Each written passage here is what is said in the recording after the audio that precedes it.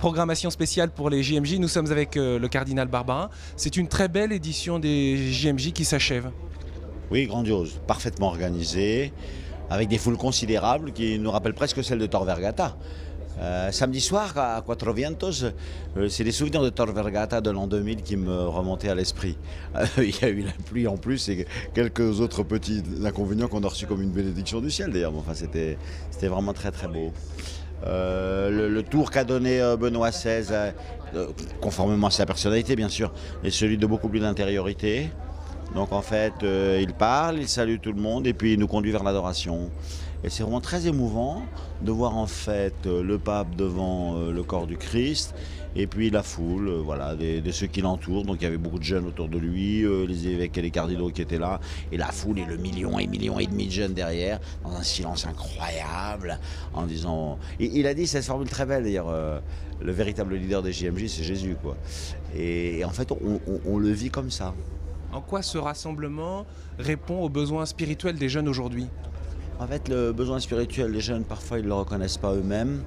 Et ce qui est très touchant dans les générations qui suivent dans les JMJ, c'est que on a l'impression que quand ils entendent ce message, ils découvrent cette attente en eux. Alors, je m'en suis aperçu pour les catéchèses, c'est toujours assez stupéfiant.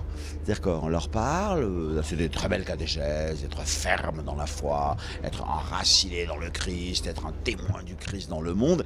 Sur ce sujet, moi je me fais pas de soucis, je vous fais confiance. Chaque génération apporte des méthodes nouvelles d'évangélisation, de culture, de musique, de ceci et de cela. Au fond, n'a rien à vous dicter. Votre génération, comme chaque génération, produit un mode d'évangélisation, de groupe de réunion, de ci et de ça, qui est votre liberté. Allez-y, on a totalement confiance en vous. Sur les deux premiers points, alors là, notre responsabilité est bien davantage engagée. La foi est un trésor. Donc si vous voulez être ferme dans la foi affermie, dans la foi informée, il faut que nous, on veille à vous donner le trésor tel qu'il est. Et le Jésus-Christ tel qu'on vous l'a enseigné, dit ce même verset de l'Épître aux Colossiens, ce qui est très fort, vous voyez. Pas avec des falaises et des fariboles.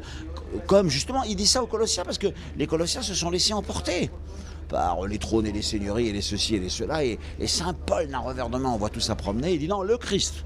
On s'aperçoit qu'il y a une immense demande spirituelle parce que ce sont des choses que le monde ne donne pas, que les familles ne donnent pas, etc. Alors là, ils le trouvent dans l'impression qu'ils disent ah, ça c'est vrai, ça c'est vrai. Et alors donc, expliquez-nous bien. Et les questions viennent pour approfondir. Même samedi soir, j'ai trouvé que les questions qui étaient publiquement posées au pape étaient des questions belles, profondes, quelle que soit notre vocation, et si on s'avance vers le mariage, alors on va être un disciple du Christ. Donc vraiment, il nous appelle à être saints. Alors qu'est-ce que ça veut dire? Et on avait l'impression que c'était une belle question posée à un père, quoi.